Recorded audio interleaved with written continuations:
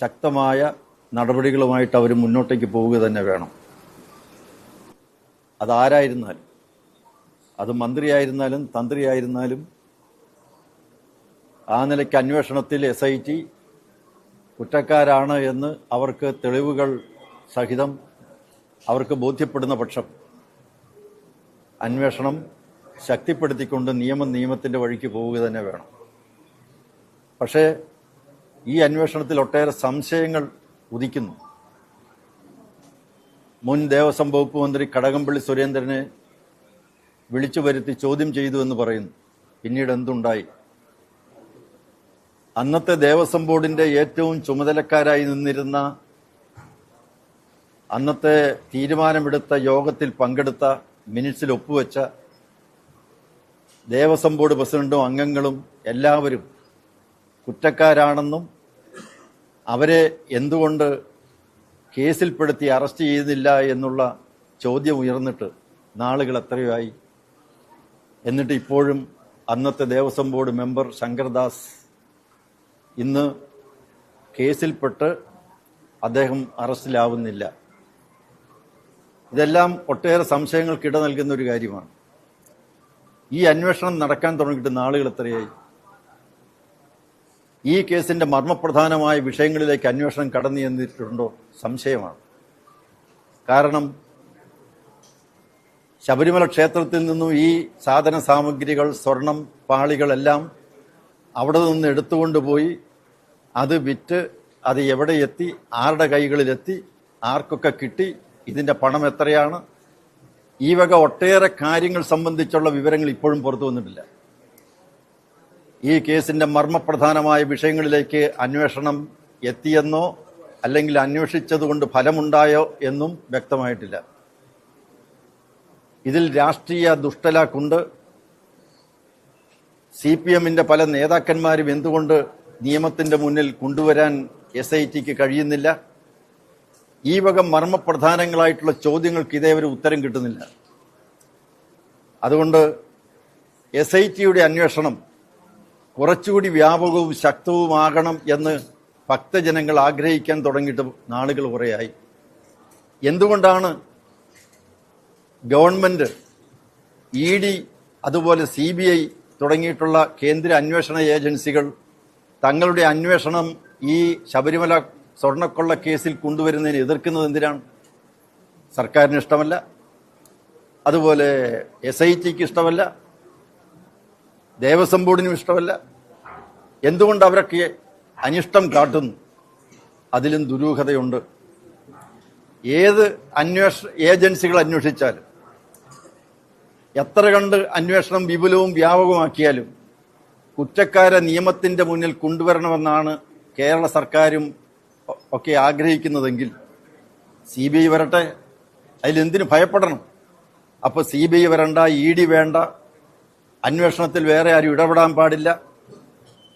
ഇതിന്റെ വിവിധ മാനങ്ങൾ ഉള്ള കേസായതുകൊണ്ട് അതിന്റെ അന്വേഷണം വ്യാപകമാകാൻ പാടില്ല.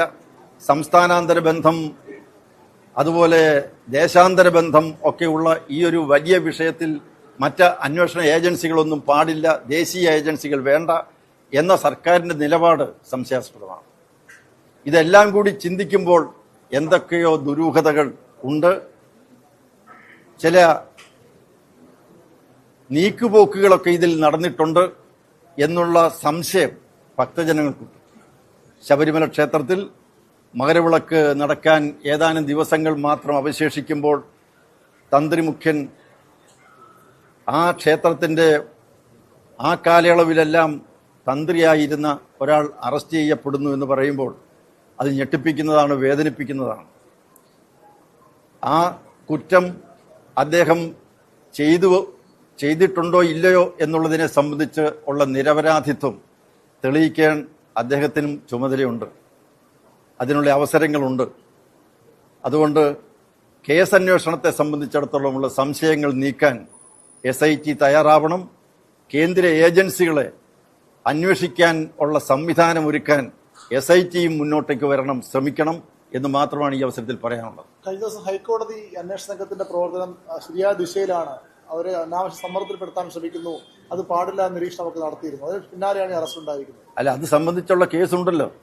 CBI അന്വേഷണം വേണം എന്നാവശ്യപ്പെട്ടുകൊണ്ട് ഭാരതീയ ജനതാ പാർട്ടിയുടെ സംസ്ഥാന പ്രസിഡന്റ് രാജീവ് ചന്ദ്രശേഖർ കേരള ഹൈക്കോടതി മുമ്പിൽ കേസുണ്ട്.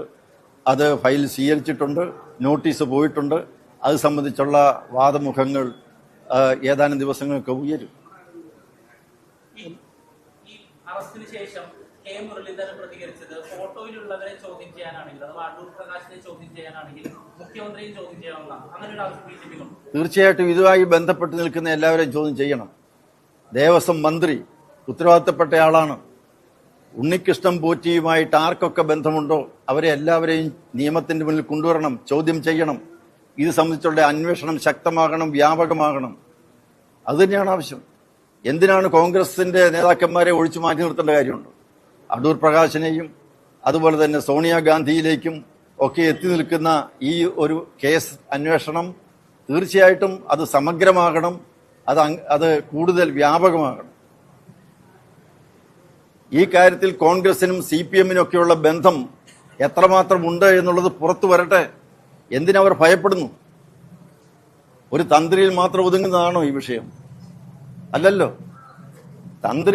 തന്ത്രിയാണോ ഇതിൽ ഒപ്പിട്ടിരിക്കുന്നത്? അല്ലല്ലോ. തന്ത്രി അറിഞ്ഞാണ് ഇത് ചെയ്തതെന്ന് എങ്ങനെ പറയാൻ പറ്റും? പക്ഷെ തന്ത്രി എന്തെങ്കിലും വിധത്തിൽ കുറ്റം ചെയ്തിട്ടുണ്ട്, ഇതിന് ഉത്തരവാദിയാണെങ്കിൽ എങ്കിൽ അതിന് അർഹിക്കുന്ന ശിക്ഷ വിധിക്കട്ടെ. അതല്ല വിഷയം. ഇവിടെ പലരെയും കേസിന്റെ പരിധിക്ക് പുറത്തു നിർത്തുകയും അവരെ ആരെയും ചോദ്യം ചെയ്യാതിരിക്കുകയും അവരെ രക്ഷപ്പെടാൻ അനുവദിക്കുകയും ചെയ്യുന്ന പക്ഷപാതപരമായ നിലപാട് SITക്ക് ഉണ്ടോ എന്നുള്ള സംശയം ശക്തിപ്പെട്ടു വരികയാണ്.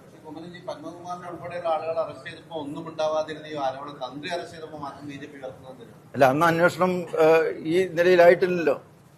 ഓരോ ദിവസം ചെല്ലുന്നതോറും അന്വേഷണം ഓരോ ദിശയിലേക്ക് പോയിക്കൊണ്ടിരിക്കുകയാണ്. ഓരോരോ കാര്യങ്ങൾ വെളിപ്പെട്ടുകൊണ്ടിരിക്കുകയാണ്. ഇതിന്റെ സത്യം പുറത്തു വരട്ടെ.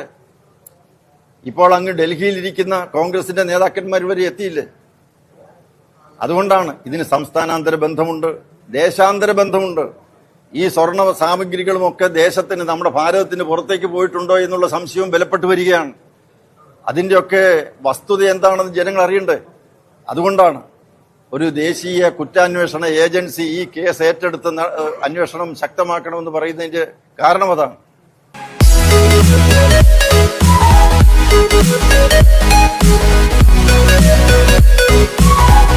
back.